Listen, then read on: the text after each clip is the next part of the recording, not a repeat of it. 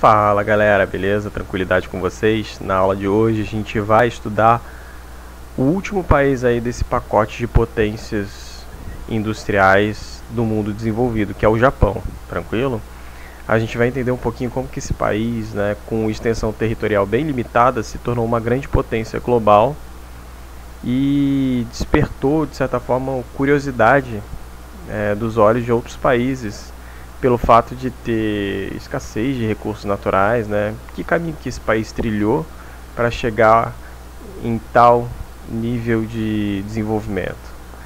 Para a gente entender, a gente precisa voltar um pouquinho no tempo, beleza? A gente precisa voltar lá no ano de 1868, quando começa de fato um processo de industrialização e modernização, num período conhecido como Era Meiji, que se estendeu até o ano de 1912, que teve como característica principal política de modernização, né, construção de infraestrutura, investimento em educação, que ela foi universalizada, e a gente está falando no final do século XIX, início do século XX. E isso, de certa forma, influenciou muito na qualificação da mão de obra e a abertura aí à tecnologia de produtos estrangeiros. Nesse período também existia um incentivo do governo para o desenvolvimento aí de grandes conglomerados, os conhecidos zaibatsus. O que eram esses zaibatsus? Eram grupos econômicos tradicionais e poderosos de clãs de comerciantes e proprietários de terras. Trazer um nome aí bem conhecido, a Mitsubishi era um zaibatsu. Com o tempo, galera, esses grupos passaram a atuar em praticamente todos os ramos industriais, além do comércio e das finanças.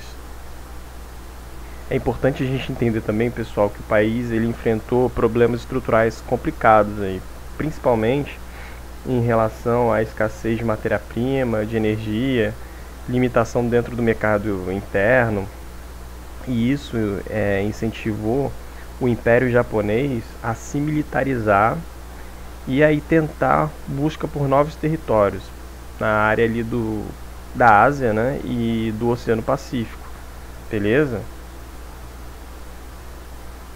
Com o objetivo de conquistar novos territórios, no ano de 1937, o Japão iniciou um conflito com a China, que se estendeu até a Segunda Guerra Mundial. Foi uma fase aí de maior expansão do território japonês, tranquilo? Quando o país ele ocupou boa parte do Sudeste Asiático e diversas ilhas do Pacífico. Lá no ano de 1941, os japoneses eles realizaram um ataque surpresa que virou até tema de filme, né? A base lá chamada de Pearl Harbor, uma base americana, lá no Havaí, na ilha, né, do Havaí que pertence hoje aos Estados Unidos.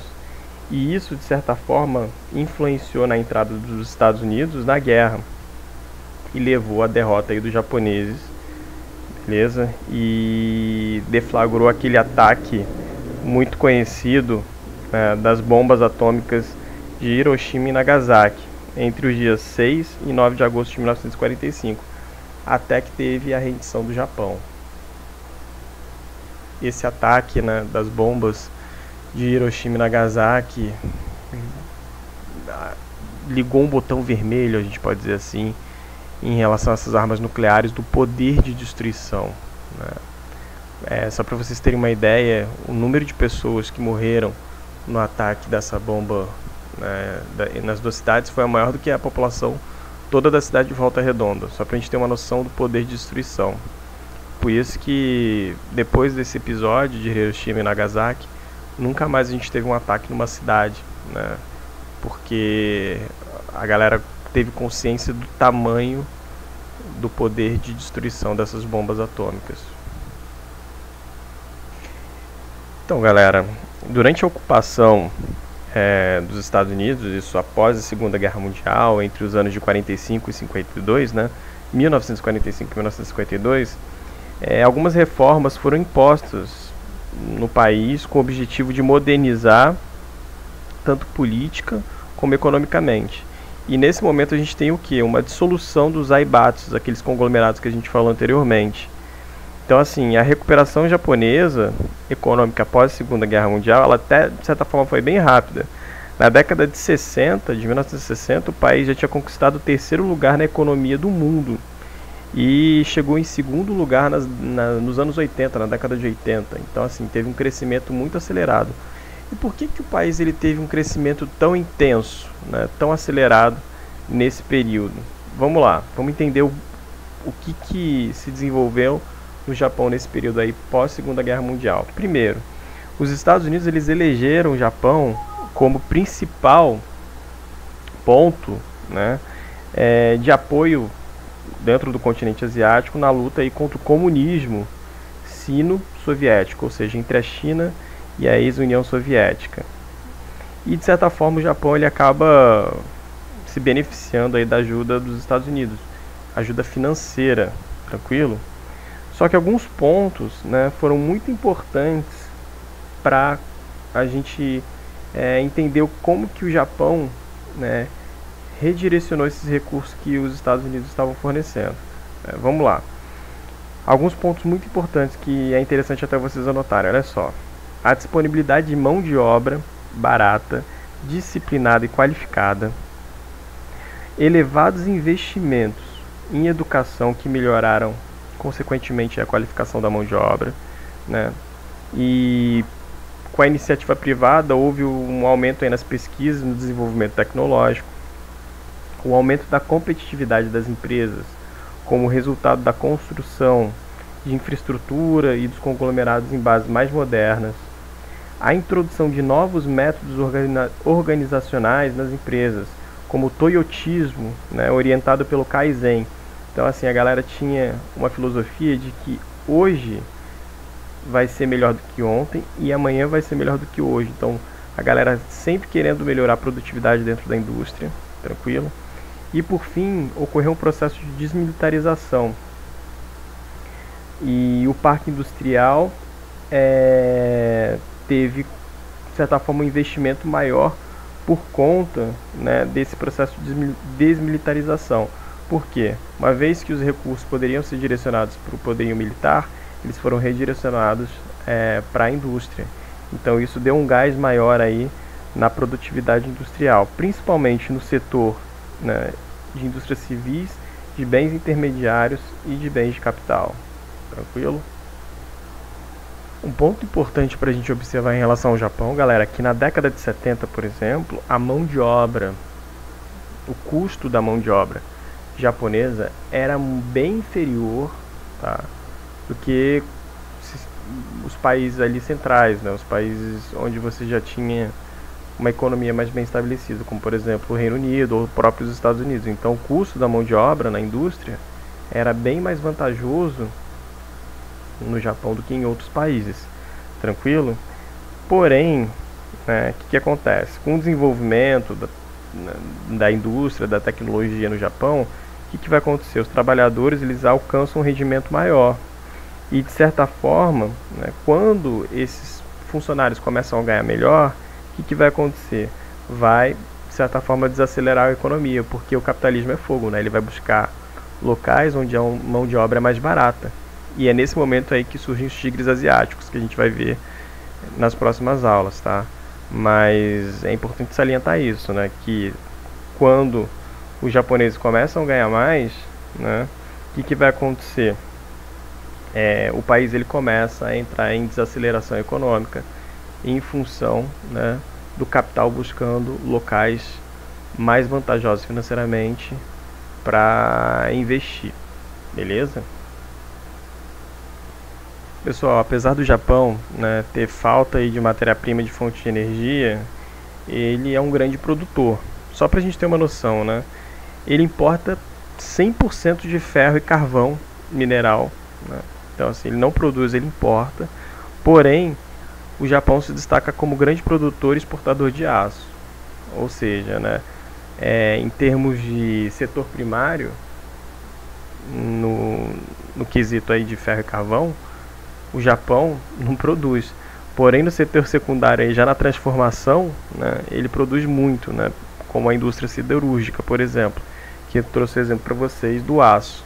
Beleza? Só para a gente entender que, em termos de recursos naturais, o Japão deixa muito a desejar, até pela população, né, de 130 milhões de habitantes praticamente. E Então, é uma população muito grande, porém, né, falta recurso para dentro do próprio território para produtividade industrial. Mas o país ele importa de outros locais e acaba se beneficiando já no setor secundário. Turma, a maior parte do parque industrial japonês está localizada aí próximo de grandes portos, nas estreitas planícies litorâneas, onde tem uma facilidade de transporte, né? Existe uma concentração da população por conta da possibilidade de praticar agricultura também nessas áreas de planície. E com a industrialização, a população foi se instalando em torno dessas cidades portuárias, principalmente na costa do Pacífico, onde hoje se localizam as maiores concentrações urbanas e industriais do país. Então, nesse mapa aqui a gente consegue observar, né, que as grandes cidades, né, os pontos aí de grande desenvolvimento econômico do Japão são nessas áreas aí próximas dos portos, né? Tóquio, Kyoto, aqui ó, Nagoya, Osaka, tranquilo? Kobe. Então são cidades aí bem próximas do Oceano Pacífico, também visando, né, a exportação. Lembrando que o Japão está localizado numa área de arquipélago, beleza? Galera, no sudeste da ilha de Honshu, a gente tem a segunda aglomeração urbana industrial do mundo, que é o eixo Tóquio-Osaka. É o trecho mais importante dessa megalópole japonesa. É um cinturão industrial que concentra 80% da produção do país. Então, assim, essa região é muito rica, né? E ela está localizada justamente nessa área que eu acabei de falar para vocês, tá? Aqui Osaka e aqui Tóquio, beleza? Outro ponto importante para destacar para vocês, turma, é a alta tecnologia, né? Os famosos tecnopolos. O Japão, do lado dos Estados Unidos e da União Europeia, eles são líderes aí de criação de novas tecnologias da atual revolução informacional, que a gente fala que é a revolução industrial informacional, tranquilo?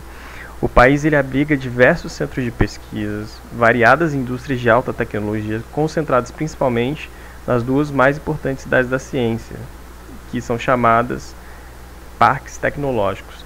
Tem o parque de Tsukuba e o de Kansai. Um dos mais importantes setores dessa alta tecnologia, que o Japão é líder mundial, é a robótica, né? Mecatrônica, microeletrônica. Por quê? A utilização de robôs, né, sobretudo na indústria automobilística, foi um dos principais fatores que permitiram o Japão aumentar a produtividade e a competitividade mundial, entendeu? Então, assim, essa jogada foi muito estratégica, né? Investimento em tecnologia, consequentemente, você tem um aumento da produtividade e você se destaca no cenário internacional em relação à indústria. O Japão é um dos lugares do mundo onde você tem maior concentração de estoques de robôs industriais em operação. Então isso mostra que os caras estão bem à frente no quesito criação de tecnologia. Beleza, galera? Bom, essa foi a nossa aula de hoje sobre o Japão e a relação do Japão com a indústria. Deu pra gente entender um pouquinho como que esse país ele vem crescendo economicamente, apesar de o crescimento mais forte ter sido ali após a Segunda Guerra Mundial, até mais ou menos os anos de 1990, né? A partir da década de 90 a gente já tem um redirecionamento do capital visando principalmente os países com mão de obra mais barata. Porém, o Japão estrategicamente investe nesse setor de alta tecnologia. O Japão, que já foi a segunda economia do mundo, hoje em dia é terceira, porque a China, como a gente pode observar nos últimos anos, teve um crescimento fenomenal. Beleza, galera? Então essa foi a nossa aula de hoje. Um país aí que serve em muito como exemplo para o Brasil, né, em relação à disciplina, investimento em educação, criação de novas tecnologias e organização social. É isso aí, galera. Um grande abraço para vocês e até a próxima aula. Valeu!